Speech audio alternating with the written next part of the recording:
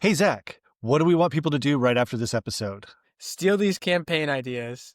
Yes. So we're going to give shortcuts to 3 great campaign ideas that drove real results, and they are super, super easy to implement and steal immediately after this. Like you could get them set up in like an hour or two.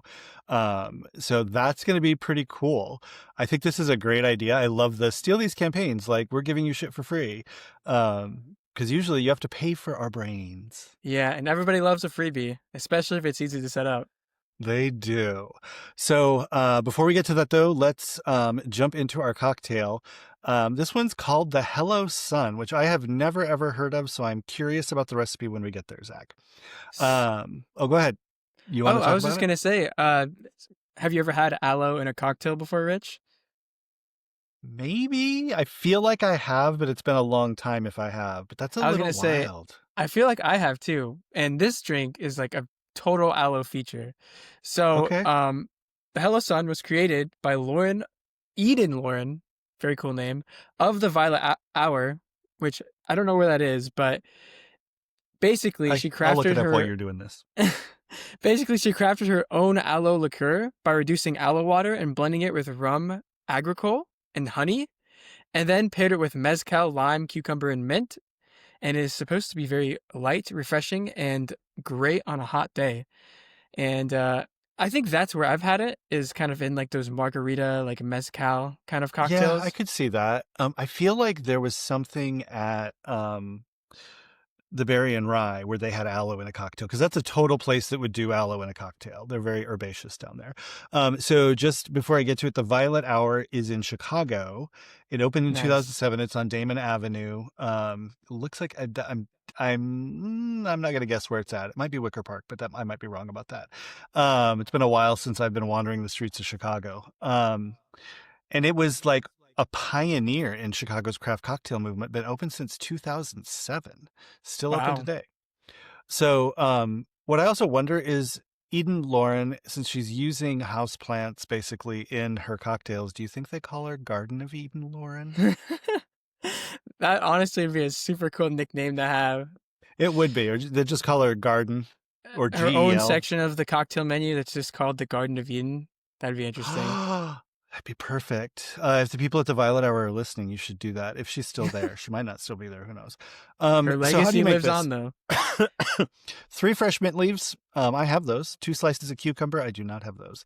3/4 of an ounce of lime juice, freshly squeezed. 2 ounces of Banez mezcal. I'm guessing Banhez. Um, Yeah, and then, okay, I read this. I thought it was 11.5 ounces of aloe liqueur, but it is 1.5 ounces of aloe liqueur. So you're not actually putting like aloe juice into this from the house plant. You're yep. using an aloe liqueur, sort of like we found that lychee liqueur. I just got one called Lychee Lee, which was fun. I found it. And then you'll garnish this with a cucumber slice. So this is a fresh, like very fresh, bright cocktail for summer. So I think how do you this do is it? right up my alley, honestly. It looks like But it. Cucumber, mint, and lime juice in the shaker. Gently muddle them to extract their flavors. Add the mezcal and aloe liqueur. Fill it with ice. Shake until your hand freezes off, and then strain it into a rocks glass over fresh ice and garnish with that cucumber slice. Um, so for the aloe liqueur, if you can't find it, I don't know if this exists in a bottle. It may not. It's 1 ounce of Martinique rum agricole and 1 cup of reduced aloe water and 3 ounces of honey. So you can Google all of that and it will tell you how to do it. Like this is probably one of the more complicated like liqueur combinations that we've had in a mhm. recipe. Um, but yeah, it sounds good. And I'm sure somebody has aloe liqueur out there. I'm guessing I'd be somebody makes it. there's a liqueur for almost anything. I feel like it always surprises me how many different variations and flavors there are of that stuff. Yes, This there's is a one called Chareau, ooh. Chareau. So maybe just get that. Oh, But it's pretty. this is definitely, like I said earlier, one of my like favorite kinds of cocktails to drink. Something that's like herbaceous, Mm-hmm. light, um, green. I tend to like Mm-hmm. stuff like that. So Yeah, what's interesting, so the Chareau aloe liqueur is clear, but there's one called Sabona. Aloe liqueur. I don't know why they have the dash E. It's Aloe dash E. That one is a little bit greenish yellow, so that might be even more fun in this to give you a little color. I think You'll the get some honey off will the. give it some color too. Hmm. Yeah, you'll have this like yellowy green, almost chartreusey color, which you also love chartreuse. There you go. All right, so that is how to make that. If you're in LA, Beverly Hills Liquor has the Churro Aloe liqueur, according to the Google. Hmm. Um, that's one of the only stores that came up, so I'm like, okay, maybe like this is a little bit weird. All right, so shall we jump into some campaigns that people can steal after the break?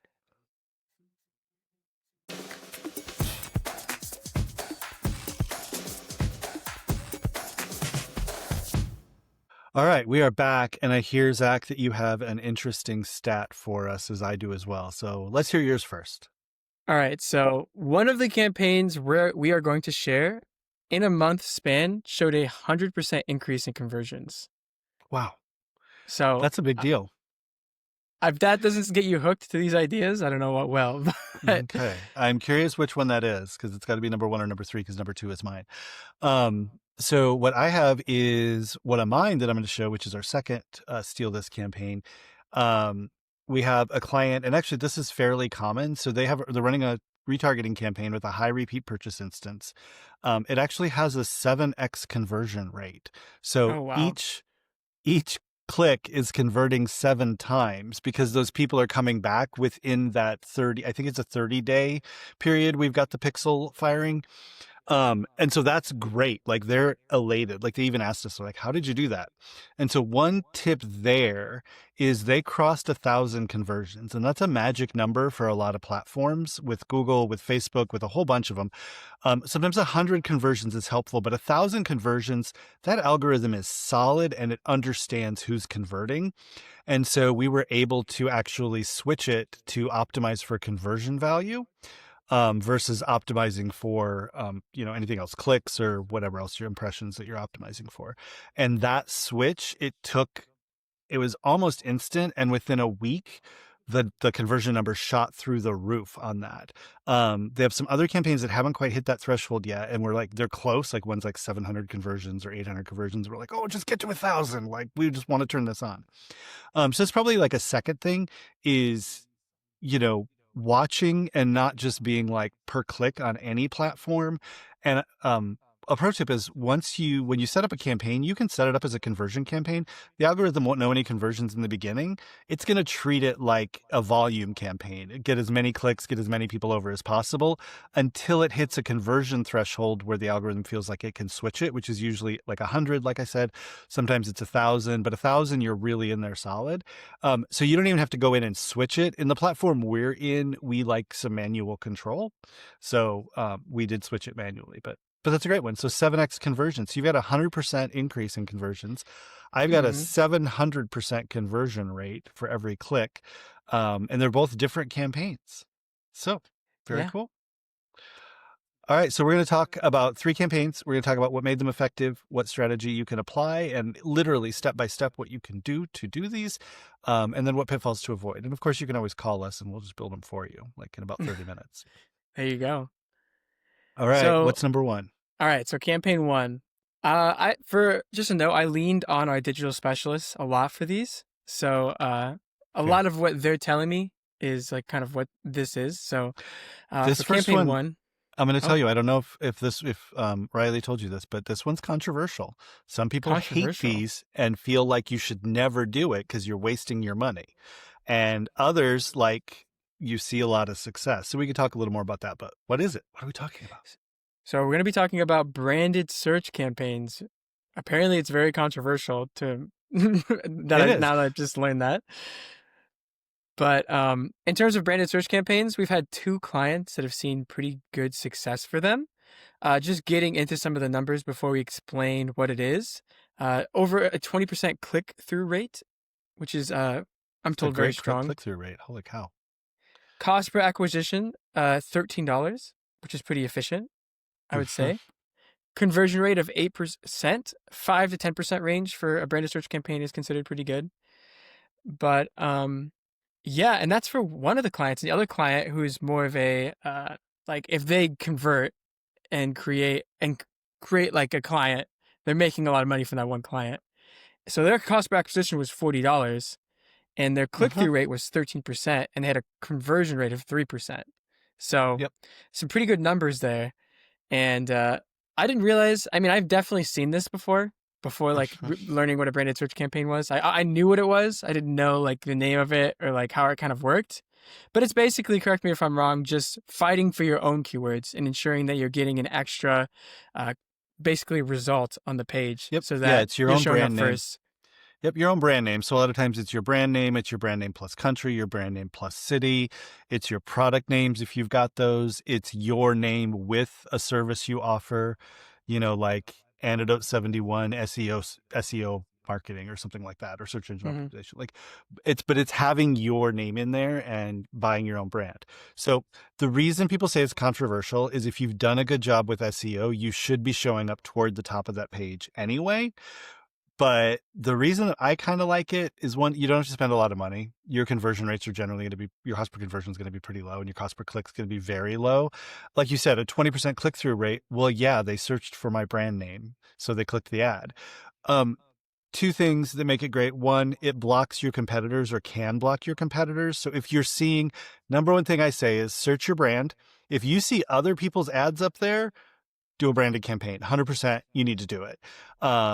The other one is, research has shown time and again that seeing your ad at the top of the page will increase the number of people who click your organic result further down the page. So that 20% click-through rate is only people who clicked that ad, but a lot of people will click down the page in your organic search result, and you don't pay for that. You're paying for clicks. You're not paying for impressions.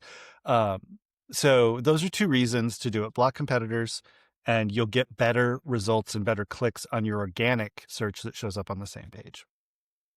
Yeah, that extra result too is nice. Just like, boom, it's right there. Yep. 100%. So that's a really simple one. You just create a search campaign and you put in your brand's keywords.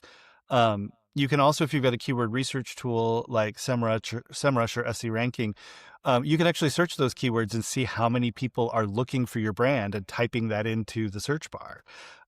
In some tools, you can also see who else is bidding on your brand, which is interesting as well.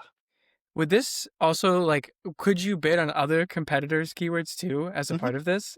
Yeah, you can't use a competitor's name in your ad, but you can absolutely have competitor names and keywords.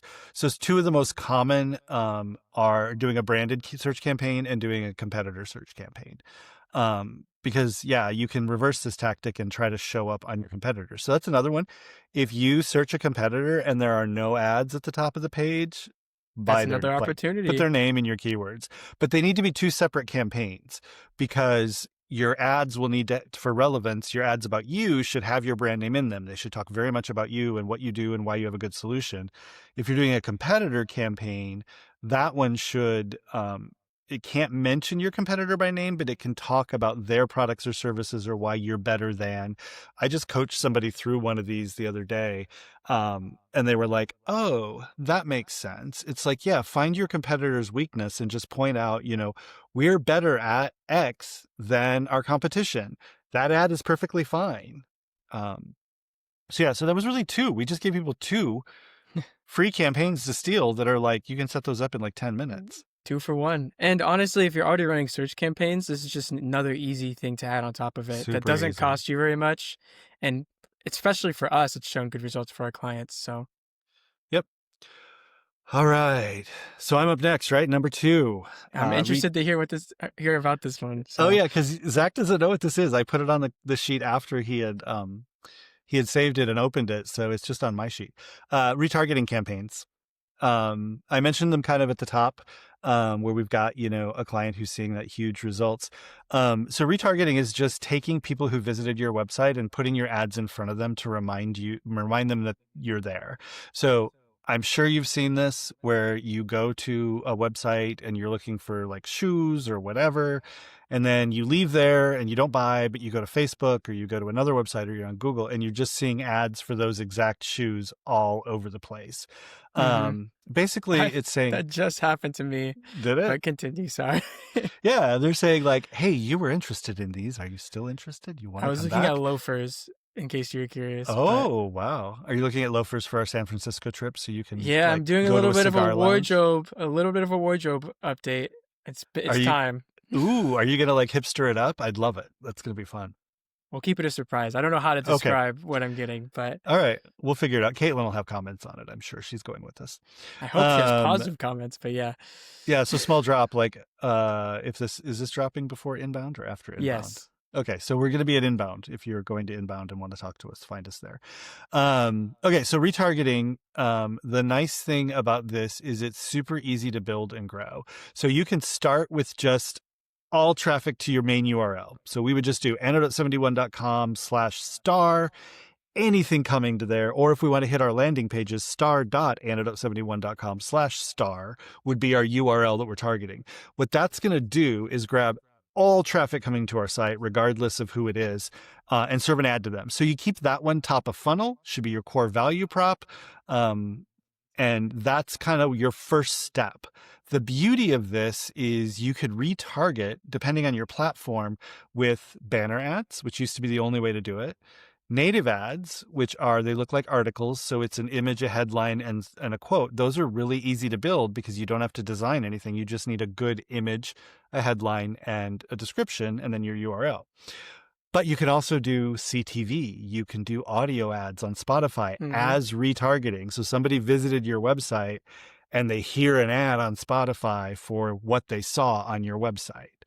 Um, And it's and not digital just like out of you funnel. said, it's not just a one off thing, it's an integrated approach. So Mhm. wherever they go, they're getting something that's reminding them about your product or your service. Yep. And this has gotten me several times. Like those loafers are looking pretty cool every time I go to a new page on Google. Yeah. So I've decided I hate our kitchen table. It's rectangle. It's big. You've seen it. It doesn't really fit the space. And our space that it's in is sort of a rounded space because it's got windows around the outside, almost like a hexagon kind of a look. And I just want a round table. And so I've been on Wayfair and on Amazon looking at round tables because I don't want to pay a ton for it, but I want it to look nice. And I'm sure that all night I'm going to have table ads in everything that I look at. So definitely will. the nice thing about this is, one, you can get those native ads going really quickly while you work on banner ads, audio, CTV, whatever you want to. We put these with our tool in a campaign group. So the group gets a budget for retargeting, and then whatever's working the best will get most of the budget, whether it's banners, native, CTV, digital out of home, whatever's in there. You can also put multiple products in that same, multiple campaigns in that same campaign group. So that's getting a little bit more advanced. But as you work through this, then once you've got your core brand ready to go, then you start working on categories. So think about your top level pages on your web nav. Hmm. Or if you've got a products page, the categories of your products, or a services page, the categories of those services. So like we might do digital marketing, web design, HubSpot strategy might be ads that we do. And we basically take everything. If you've done your URL structure right, and it's a nested structure, ours would be like antidote71.com/digital marketing/star. So anything under that page then would be what we're retargeting there. So that's the next one. And then then you take those layers and you make them a negative target for your main campaign, right? Because you don't need to target them twice. And then those ads are relevant to that category. So now we're increasing the relevance and we're actually starting to creep toward the middle of that funnel. And then the one we talked about with your loafers, that's more of a bottom of funnel. And that's where you can do this quite literally with every single product you have. Hmm. There are tools to do that dynamically, but if you're like us and so we've got like maybe 4 or 5 service areas and maybe 5 or 6 underneath each one of those. Start with your top ones. Where are you getting the most traffic on your website? That's going to be your number one. Start with those and just build it out. And you can have these really detailed targeted campaigns that speak to people directly, but you don't have to have everything to get it started. start with the brand at the top. And then you're actually building a top, middle, and bottom of funnel as people go around your website and navigate your website. Yeah, it's kind of just naturally nurturing people because it's Mm-hmm. following them around and serving them in places where they're always Yep. at. So, Yep. You can also retarget on Google because you can create lists from your website through your Google Analytics, push those to Google Ads, and then use them in campaigns to target. So, awesome. Retargeting is the biggest miss people have. They It's they just just don't overlooked, think about it, and you're just taking people who were interested once and trying to get them interested again. I which guess is it's kind of it's common sense. yeah, it's kind of like going back to that blind date you had 2 years ago and being like, "Do you want to go out again?" Um, Not us. We're both taken, so from but kind of the same idea. I mean, advertising is a lot like dating. It's get to know me and then let's seal the deal. Yeah. Hopefully you don't end up being the creepy stalker though with retargeting ads. Yeah. Okay. So that's a good one. You can set your retargeting window to be 30 days, 60 days, whatever. You can also set your frequency. Yep. The good thing about it is a lot of companies do retargeting, and it's only going to be like there's only so much ad space out there. So the most relevant things people have gone to is what they're going to see most often. So like the longer the time decays, the less you're going to see that loafer ad. And then even without that, the more you go shop other stuff, the less you're going to see the loafer ad because it was a while ago. And you Mm. looked at, new glasses today. So now you're seeing glasses and the loafers are only in there every once in a while. So I like how much we're talking about the loafers. It's helped I me do too. visualize everything really well. We'll have to post a Zach loafer and outfit. I A guess fit it'd check. be is that fit a fit check? Yep. You can do a fit check every morning from inbound. There you go. I Megan think would we're be so going to happy. do like a day in the life or like a day at inbound, and I'm the one that's tasked with doing it. So maybe I'll have to Okay. throw a fit check in there. So stay tuned to that for that. Fair. But All do you have right. any like big stats from like retargeting campaigns that we've run? Or is Um, it I mean, I kind of shared those earlier. So like that 700%. So when I get into the actual campaigns, we've got some that are very relevant for things. So there is one that has a 26x conversion rate. So every wow? click is converting 26 times. And that one is for something that you would buy often and a lot of potentially. And this is B2B. This is not B2C, just to be clear. This is a B2B. Because some people probably think it's just B2C and Mhm. don't really think about the B2B side of retargeting. Mm-mm. No, the worst one that I'm seeing is a 227%, so a 2.2x. And that's actually the top line all site visitors campaign has kind of the worst conversion, which you would guess, right? Because it's less relevant. It's just about the brand. It's the other ones are all about specific products. But it tends to be the cheapest on a cost per thousand and the cheapest on a cost per click campaign that you can do. And the average business can put hundreds of dollars into it. The minimums on this is usually like $30 a month, like $1 a day. And it's generally like I don't know, it's like a 3 cents a click or something is what it comes in at. It's super, super low. So yeah. Yeah, that's wow. That was a lot of information. And I liked Yeah, all of it it. was. I like just dominated. So technically we've given 3. We don't even have to do this last one, but it's actually my favorite because, Oh and I'm yeah. glad that it came in here. Um, So let me set the scene a little bit here for this specific client, right? mhm, So I leaned on Jamie for this one, but conversions were plateauing a little bit for this client, even with keyword expansion. mhm, We decided to shift some of the budget to a PMAX campaign, which PMAX leverages all of Google inventory, so search, display, YouTube, Gmail, Maps, Discover, with automation. It uses a first-party audience list and customer match for targeting. mhm. And then we feed it different creative assets like video, images, headlines Yep. into different asset groups. And just in a month's time from doing this, as I said earlier, conversions are up over 100%, which is big. Mhm. CPA the cost per acquisition has decreased by 85%, and impressions and clicks are increasing overall as well, which is awesome. Like, it's Yeah. always great to see. We had I don't know which client she's talking about. We had one that had they were actually seeing negative. They were backsliding on their Google ads, just the search ads. And we had, so we were like, let's try a performance max for a specific product. And we did. And it was, so we actually did a performance max and a regular search campaign side by side. So performance max uses keywords as guidance, but it does not, that's what PMAX stands for, by the way, performance max. It doesn't use keywords, only keywords, like you said. So the keywords give it guidance. You can give it a web page from your site to give it guidance.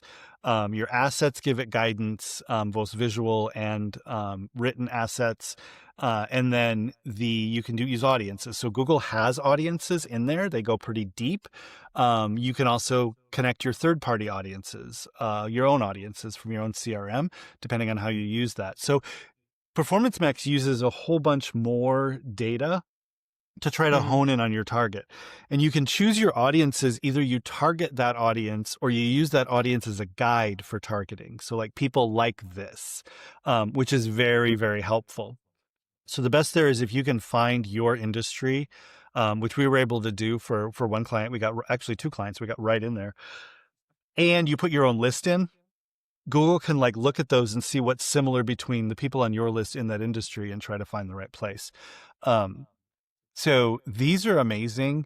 But yeah, so a regular search is sort of a campaign, an ad group, and then ads. And a performance max is you've got the campaign and then you have asset groups and assets. So you don't ever write an ad. You give it like 12 headlines and 5 descriptions and 4 long descriptions. And it's like 20 images, 5 videos, vertical and horizontal, ideally at least 1 vertical if you want a 100% score on your optimization. And then you can give it call outs. You can give it site links. So one thing to note is the site links, I believe it is, pull through for the entire campaign. Everything else is by ad group.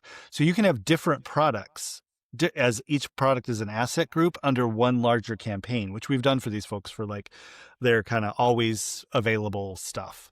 The one thing that I will tell you, sorry, I'm just like talking all the time. No, you're good. The only thing I was going to say is the description you just gave me a really good idea for an infographic. So. Oh, nice. Yeah, definitely. Let's make that happen. Just Call comparing Megan. the two. So. Hey, Megan, we need an infographic. Actually, she's going to be out for a while soon. So, you got to gonna have to put that on. Get her on it. That'll be good for our drip campaign. So one of the things we did note, and Google confirmed this, and I think we've talked about it before, is it does use AI to help do these things and uses, their algorithm and whatnot, and automations. You can turn on AI asset generation where it will create assets for you from its, knowledge of you put in your website or you give it whatever and your other assets. Those assets were actually starting to tank campaigns because there was an error in the code on the back end. And that's where we had actually had a campaign that just fell off super fast. We turned off the AI generation and it recovered within like 3 weeks. And so they just told us for now, like, don't turn on AI asset generation. Also, if you use dynamic URLs, where as people click on things, the URL changes dynamically, the asset generation isn't going to work because the AI is only going to see whatever your default URL is. It won't understand how it changes for different people who come to your site. So sometimes it's helpful. If you can just have a static URL for those things as well as the dynamic, that can help. And we have a client who's doing that. They can give us a static URL now. But also some people don't want to give up that asset creation control. Like, I don't know where they're going to get this image that's not my thing. Like, that's crazy. So yeah. How easy is it to set up compared to a regular search campaign? Is it a little more of an ask? It's much easier? Okay, cool. Much easier because you're just doing pieces. You're not actually trying to put together an ad that makes sense or write an ad, and you get You're a much leaning broader on the automation. You're leaning on the automation to pull together headlines. And what it's doing is your headlines will contain some of your keywords that you want to hit, right? And I think you put in, well, it depends on the client. So we've got some clients where you can put in 20 keywords to guide it and some where you can put in 50 now to guide it. But you really, if you have 10, you're in good shape. But yeah, you just need headlines. Also, Google's AI will suggest headlines for you, and you can tweak them. It'll suggest descriptions for you and you can tweak them. It's been pretty good, especially if you've got like 10 headlines in and you need 3 more. Just ask it to suggest 3 headlines. You can always take them and then tweak them a little bit. But it's going to look at how you set up your targeting. But it's super fast, super easy. It's also easy to add another asset group at any time. And it's going to take whatever's performing the best and push that forward. So most of ours perform on a ROAS, return on ad spend. And so one particular client wants a minimum like 400%. So for every dollar they spend, they make $4. And they want it to be as high as possible, but you balance that with, number of clicks, number of sales, volume of performance, right? So it's like a balancing act. So we generally start fairly low, but you can also, the algorithm will suggest to you, like you could increase your ROAS and not sacrifice any, your volume or things like that. Or sometimes it'll be like, hey, like your ROAS has gotten out of control. You need to decrease it because we're not sharing. Like nobody's seeing this because you want a 2,300% ROAS or something. So, but easy. They're easy to set up and the guide walks you through it. Yeah, I think those are 3 really easy campaigns that almost anyone can set up. We can definitely help you. So, Oh yeah. branded search campaigns, retargeting, and then PMAX. Those are the 3 that we. Yep, and competitor search campaigns we had in there, remember? Yep, the bonus As one. our bonus campaign. Steal Yeah, them now. steal them, please. All right. So we've got another episode coming. This one I am terrified of because I feel like it could hit home because I've been here multiple times at different companies. Burnout in marketing. How do you stay creative when you're tapped out? It can be very difficult. Yeah, definitely. As always, you can find our agency at antidote71.com with all of our socials there as well. If you have a question you'd like to send our way, head to ctapodcast.live to shoot us an email, or even better, leave us a voice message on our hotline at 402-718-9971. Your question will be stolen and used on an episode of this podcast. 100%. So please give us some ideas to steal now that we've given you some. I think that's only fair. But yeah, I think that wraps it up. Yeah, we'll see you next week.